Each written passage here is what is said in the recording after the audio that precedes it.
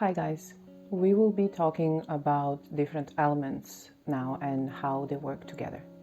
So far we've gone through each element and everything that is connected to that element. This theory is very important if we want to work with the elements. Each element goes way deeper than what I've mentioned before, but these are the basics that we can use in everyday life and in magic.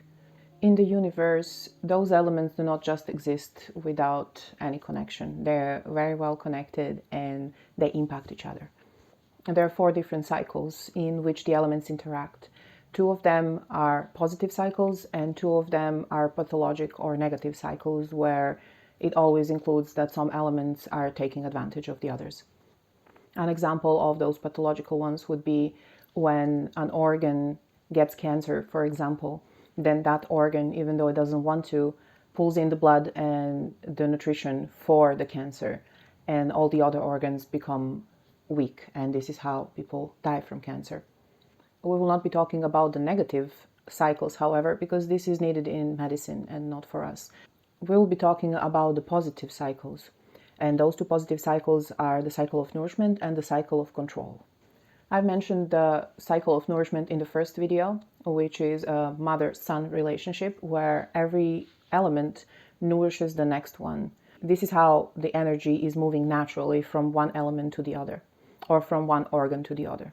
We already said that the water is nourishing the tree is burning to create fire, the fire warms the earth so it can grow crops, the earth bears the metal that we can mine out, and the metal and the minerals enrich the water, and so on. So how does this cycle work in life? I'll make an example. Everything in life starts with a new beginning. We're interested in something and we decide we want to pursue this. It can be a vocation, it can be a relationship, schooling, literally anything. So we decide to begin something. Every beginning starts from the tree element.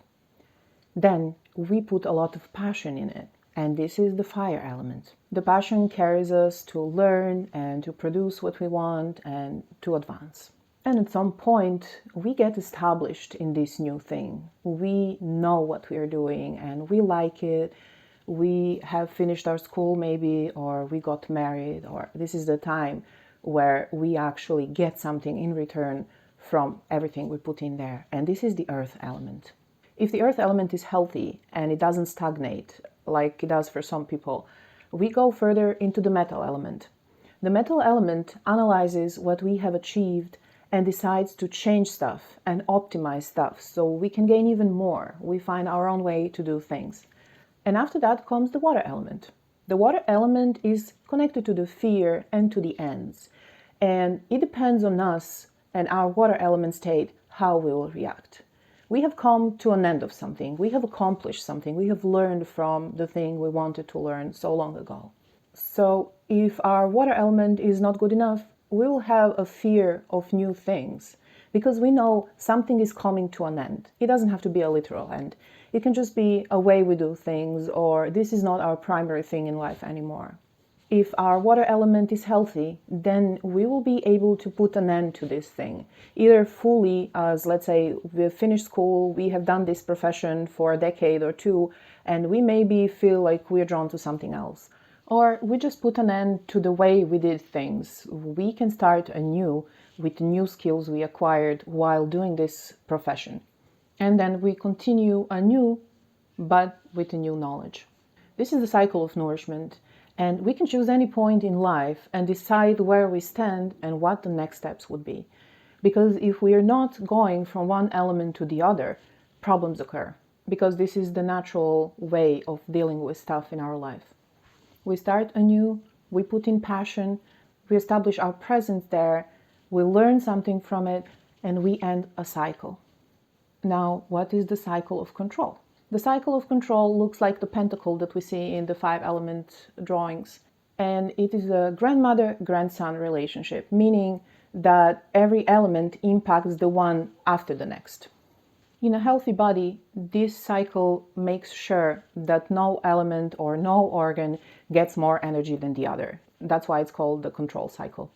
And it is a positive control, not a pathological one.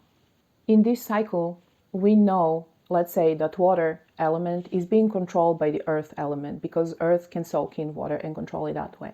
The earth element is controlled by the tree element because the roots can call the earth and, let's say, prevent a earth slide. Then the metal element controls the tree because it can cut it, and the fire element controls the metal because it can smelt it. After that, we are coming back to the water element, which controls fire because it can extinguish it.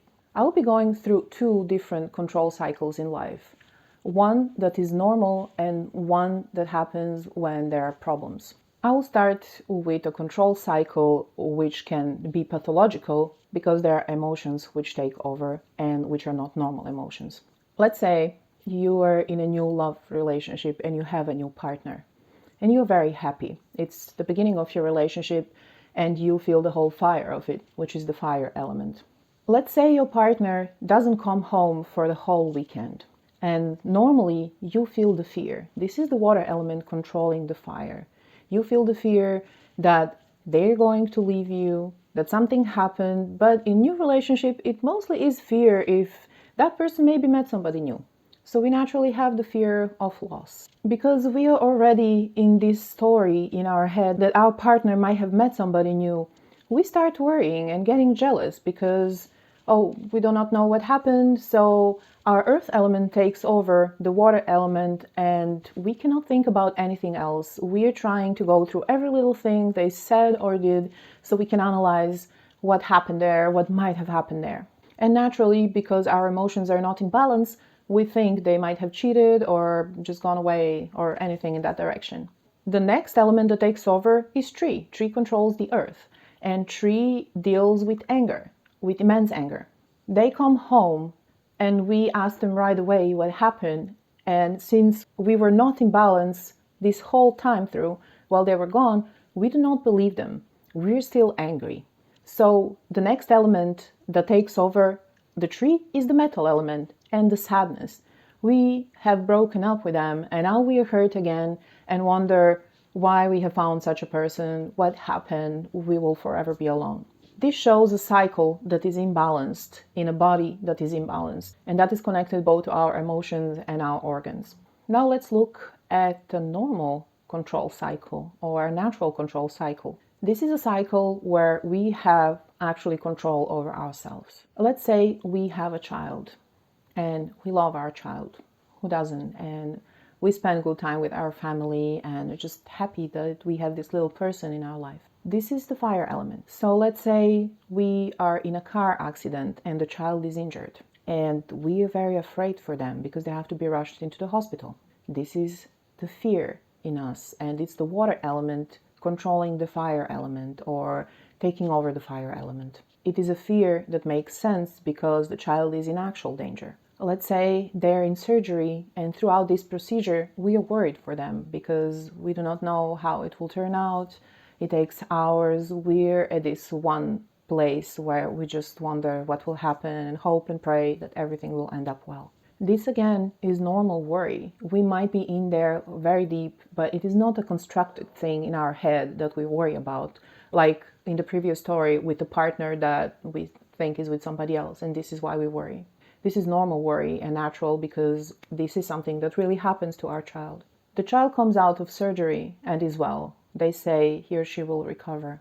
The next element that takes over to control our endless worry is anger, or the tree element, which takes over the earth element. We are not angry with our child. We are angry with ourselves. We find ourselves irresponsible, or we think we will take these precautions for the next time we drive. Maybe we didn't put on our belt, or we were looking at our phone when the accident happens. So we are angry, but we are angry for a reason, which is a realistic reason. Then when we have processed this whole thing, the child is well, we know exactly what we did wrong, the next element takes over. This anger has to disperse. So the metal element takes over because metal controls the tree. And we are sad. We're sad that this happens to our child. The child needs to recover for a month maybe. We know that they will have some trauma of driving. In the end, after such sadness comes also the acceptance. We are able to accept what happened and to dissolve any other emotion we've had before. Right now, we've gone through two exactly same cycles of control, and the only difference is the balance of the elements. In the first one, there were some excesses in certain elements and also the emotions involved with them. This made everything out of balance, out of proportion, and it ended up bad. Let's say, even if the jealousy happened and we believed our partner, this would have ended right there and the relationship would have continued. With our child, we had our elements balanced. We did actually act appropriate to the situation, and it ended in a different way because we could put an end to this and we go on with life. To find the excess or the lack of some energy in an element, we need to study a lot, of course, and this is not the goal of these videos, but it helps a lot to find patterns in life which show us a direction. What we can use in this is that we have something that is constant to which we can compare our feelings of somebody else. Let's say we want to do a spell or a ritual for something special. We can deal with the emotions and the whole environment of this situation to determine what the best course of action would be. I will not be dealing with the body symptoms at this point. We will talk about the emotions and behaviors, which give out a lot of elemental disbalance. So additionally to the 5 main emotions which can be excessive in a person, we can also see different kind of behavior, or more complicated one with maybe a couple elements involved. We might call some behavior savage or modern, or this is what happens in society. But we have to take in account that we as society go through phases exactly like every single person. So taking in account everything that happened in the past year, and we had to deal with a lot of changes, with loss of people, this was a metal element, the changes and loss of the loved ones, of our businesses, is water element. We have to start anew. This is the next step, or the tree element. But what do we see the most on the social media, in the news, and how people around us behave? We see excuses. Excuses for everything. People excuse their behavior with what happened to them or what happened to somebody. And to some point, it's normal. Maybe a person has lost someone, they lost a job, they had to change a lot. This, however, is not an excuse for the behavior. If a person is nervous more than regularly, yes. If a person is offensive and always attacking somebody else, no. Excuses belong to the earth element. Earth element belongs to worry. A person who makes excuses might be worried about somebody, but the person will not be angry because anger doesn't belong to that element. Next example, people who get offended about everything. This is a metal element. Metal element deals with revolution and clashing and big changes. Now, we can get offended about stuff or we can choose not to. If we get offended about everything, this means we never learn things and we never learn from our experiences. Balanced metal element always learns from previous mistakes and other people's mistakes. Unbalanced metal element never learns. It just clashes over and over. And if you choose to be offended, maybe you can look into your own metal element and how able you are to change. Next example is a person who wants to fit in everywhere. We can connect this to the water element. The water can fit in everywhere. It finds the shape and changes to that shape. This is a normal human behavior. We live in tribes, we live in families. We are not an animal who lives alone. The problem starts when we try to fit in at any cost. This usually starts at our teenage age, where we have the peer pressure to do things that we know are not smart. Then maybe at that new job, we try to fit in even though we feel that we need to learn a bit more. And then we find this group of people that we find way cooler than us, so we try to fit in by doing stupid stuff. Or in our community, we try to find a group of people or a coven where we just have to be. Let me tell you something, covens are overrated. If you do not fit in there because there are different personalities who are very different to yours, you're most likely to leave there hurt. And throughout years, I've known few people who have found their coven and their group right away. This also has to do a lot with the coven, which doesn't have any rules and just takes in anyone And then, okay, this person has a very different energy, so everybody turns aggressive toward them. To fit in, we should work on our water element. We will fit in with our integrity and personality, which is a true personality, not by pretending. Then we have people with the guru mentality who always teach everyone, no questions asked, they know everything, and that's the end of the story. And I do not know if those people are able to change. This also is connected to the metal element, which requires change. You as a guru should also learn from your students or the people you meet, but this is often not the case. I think here also come the people who try to argue and enforce their viewpoint onto everyone, and then turn aggressive if people do not listen. Then we have people who have special connections to the deities. I already mentioned that one, but this one is more connected to you having your personal gnosis and you do stuff in your own way. And then you market this as the only way to do things or the right way to do things. This is how the cults work. And then we have people who laugh at it, we have people who fight it, and we have people who just want to be and die to be part of this. This is why we have people who will pay thousands of dollars for books and courses just to be part of this one thing. This is a mixture of several elements being out of balance, and we definitely have to work on our fears and on our feeling of isolation and loneliness and of our feeling of establishment. Like if we have an established life, actually, if we have a place to be, if we feel secure in our life. Because often belonging to such an elite group or showing off that we just bought this amazing thing from this amazing person just show how few integrity we do actually have.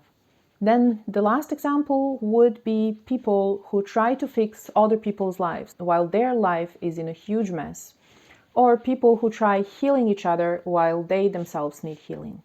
Both of these examples are connected to the earth element and our need to nurture somebody and give ourselves to somebody, to help people, to be there for them.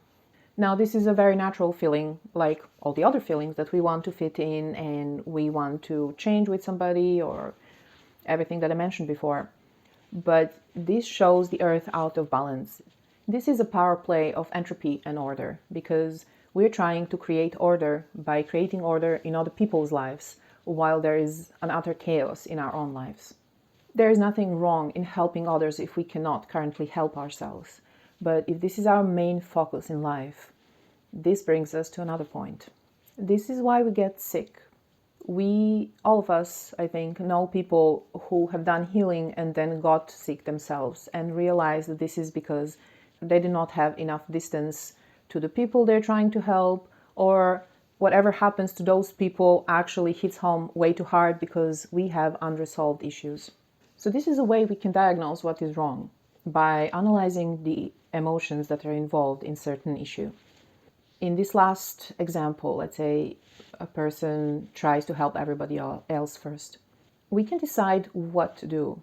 If we didn't know about the elements, we would maybe consider doing a tiny bit of grounding work, a little bit of cleansing, which belongs to the water element, or do some changes, which belongs to the metal element.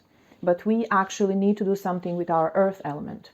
We need to ground, and we need to nurture somebody, and that somebody is ourself. We need to take care of our own needs and issues first. That way, we balance the earth element and we help the others. Just cleansing with the water, with the salt bath, and casting protection is just a temporary hold up for all the issues that are going to hurl in again, because we clean up a body that lacks a lot of earth energy. This will just create space for more people problems. We are going to carry even more than we did previous. If we want to battle a guru mentality and want to look inward a bit more, then we can say, okay, I'm going to banish this person from my life, or I'm just, going to ignore this. Or if it's us, then okay, there are haters out there. I'm just going to continue doing what I do because I'm awesome. And eventually people will stop listening to you. So we say we want to fit in somewhere. We need to work on our fear of being invisible. and look inside and find what it is that actually we have to say, because everything else is ego chatter. I think it would help way more to work in this way than banish our ego or whatever else we have in mind. Another thing that I will address today is how popular psychology uses the elements, or actually the natural order of the elements, without even knowing it. We have found out how a mind works, but we do not have a connection to the 5 elements idea, because in the West we do not have that concept at all. The concept I'm talking about is the 5 stages of acceptance, and they perfectly go through the elements. Let's say we lose a person, a grandma, friend who is close to us. So we know of these 5 stages. So let's go through them. First stage is loss and denial. This belongs to the water element. Instead of being accepting that something ended, of course we cannot be accepting because we have emotion to this person, we were close to them, we're human beings after all, so we will feel fear of losing somebody, and when that person is gone, we are going to feel this for sure. So first we go into denial. We are unable to go through the whole process of ending when it comes to this person. In a way, we still live through this relationship. We remember everything. This is our way to cope with it. It's denial. Second stage is anger. Anger is the tree element. We cannot forgive this person for leaving us. We're maybe angry with ourselves if we played a role in this, but usually it's just anger that we cannot do anything about the situation. The next step of healing is the bargaining. Now this step involves 2 elements, because bargaining always has some dialogue in it, and this is the fire element and the earth element.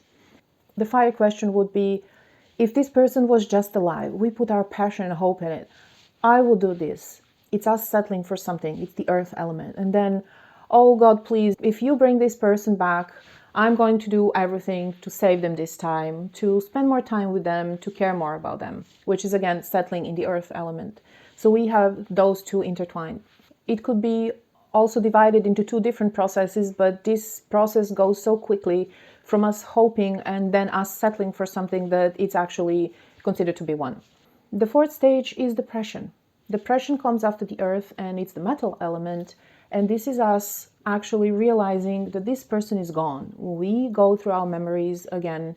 We are sad. We know that our life has to change. This is also the change that comes with the metal element. We are aware that it was something that robbed us of a relationship with this person. And the last step is acceptance. And acceptance comes after grief and depression, and this is the water element. We accept that something has ended, and we are able to move on, even if we still feel the grief and we know that the life is different. We accept that this person is not part of our life anymore. Depending on the culture you grew up in, our grief period varies a bit, but not too much. It's several months up to a year. It seems to be about a year until we are able to let go. And this is how long this process goes. So the psychology has known this for a very long time, but they cannot put it together with everything just because we do not have the element system here. In a similar way that we use these cycles to read and analyze into some situation, we can also use them to predict something. And this is also very interesting for the magic side of the story. If we have seen a person react in a certain way, we can pretty much say where they will go next, and this can prepare us for what they will do next. If a person has acted out of anger, we can await some revenge on their side, because from the tree element of anger, they will most probably go into the fire element of either revenge or forgiveness, and we can sense what is going to happen. Or if a person is very happy, then we can expect them to either go into the next element, which is settling for something, doing something with what they're happy and passionate about, or if the fire is excessive and they do not know what to do with it and they cannot cope with it, it can trigger the control cycle. Person suddenly becoming scared that too much happiness is not good for them, that something bad is going to happen, and goes back to the water element where It calls for something to end, in this case, for the happiness to end. By working with the elements, we can go way deeper than just the surface of things. We can learn some wicked type of psychology almost. And this is possible because we are part of this nature. We have patterns that are underlying to any learned patterns, and this is how we function as beings. And this doesn't only happen to humans, this happens also to some other animals. For us as practitioners, it's very important that we are aware of our patterns and our emotions. Emotions are okay, and they are needed because they show us the way in which we should act and direction we should move into. Denying the emotions and denying our own flaws is not going to make us better. So next time you feel you're better than somebody, next time you want to lash out, and next time you feel triggered, maybe look into the emotions that you feel at that point and try to connect them with the thing in your life that is imbalanced. Some people go through this process through shadow work, but it's way more chaotic because we do not know how the elements work and in which order they will be triggered. It's a long and a messy process. But in my experience, we can do a lot to cleanse out the bad things in us without having to go through a very painful process. It is a different thing if we find our way of acting unacceptable and we do something about it. And it is a fully different thing if 5 years later we go through the shadow work because in these 5 years we haven't done anything to change, we have hurt people and lost people in our life that we cared for. And this is just a small example of what we are able to do with the knowledge about the elements and their connections. If you have any questions or would like to add anything, please comment down below and please subscribe if you like the channel. And thank you all for being here.